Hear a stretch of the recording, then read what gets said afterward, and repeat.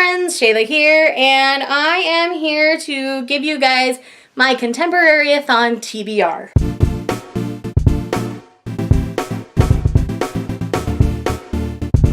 So Contemporary-a-thon is a week-long readathon taking place from February 11th through February 17th or 18th? I don't remember. All of the information you will need for the readathon will be linked down below. It is hosted by 4 lovely ladies. We are dealing with Chelsea from Chelsea Darling Reads, Julie from Pages and Pens, Natasha from My Reading is Odd, and Melanie from Mel to the Any.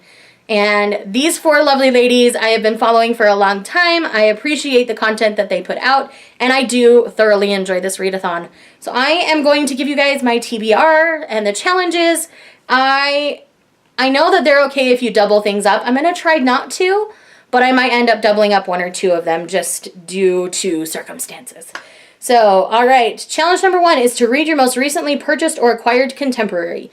Now, I am saving this. I will be purchasing Comics Will Break Your Heart on February 12th when it releases, which is the week of Contemporary-a-thon. So that is the one I'm going to use for this particular challenge. If you want to know a little more about that, I will leave my releases on my radar video linked down below so you can check it out there. Number 2 is to read a contemporary with blurple, blue or purple, on the cover. So for that one, it's not a true blurple, but it's purple, and I'm going to be reading Tokyo Terrorable Girls Volume 4. This is a josei manga series, which means it's geared towards adult women. So it has some more adult things, some smexy times, all that kind of stuff in it. This is about 3 women who are in their early 30s, like 33-ish, and their struggles with love. So you're dealing with all sorts of things. With where Volume 3 left off, I'm really excited for Volume 4. I really am invested in the journey of these ladies. So their goal is to find love or marriage by the time the 2020 Olympics comes along. So it's going to be a really fun time. I'm really excited. I'm loving this series. It's a newer releasing series. This is from the same creator as Princess Jellyfish, if you're familiar with that manga at all. If you're not, please go read it. It's fantastic. And again, that one's a josei one, but it's pretty innocent in the josei category. This one has a little more smexy times and such. So be forewarned of that if you're going to pick up Tokyo Terrorable Girls, but I really enjoy the series. It's a good time. Number 3 is to read a diverse contemporary, keeping in mind that it is Black History Month. So for that one, I'm going to be reading Volume 2 of my love story.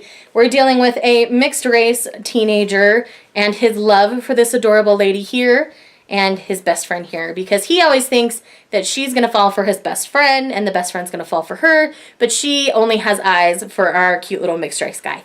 I know that I am super excited to be continuing on in this series. I'm going to be reading Volume 1 for a readathon, a 24-hour readathon that I'm doing on the 10th that I'm hosting. I will leave the announcement video linked down below if you decide to join us. It's all about reading manga based in with strong love tropes in them. So definitely come and check it out and join us if you want to. No pressure, of course. But yes, so that's the one that I'm going to be reading for this particular one. Challenge number 4 is to read a dark, taboo, or emotional book.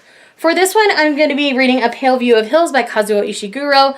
This is more probably literary fiction than true contemporary, but we're dealing with a strong note of suicide in this particular story. And I love Kazuo Ishiguro as a writer. He is a Nobel Prize winner. I loved The Remains of the Day. That's been my favorite read by him so far.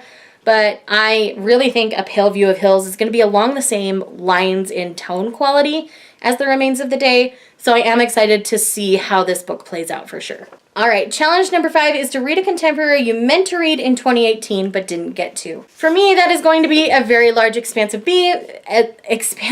Sea by Tahara Mafi.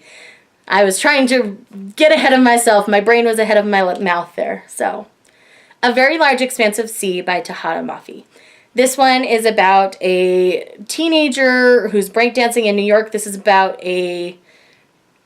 takes place about a year after 9/11, and I know that her nationality leads to prejudice from that time especially. So I am really interested to see about this. I've not really heard anybody say anything bad about it.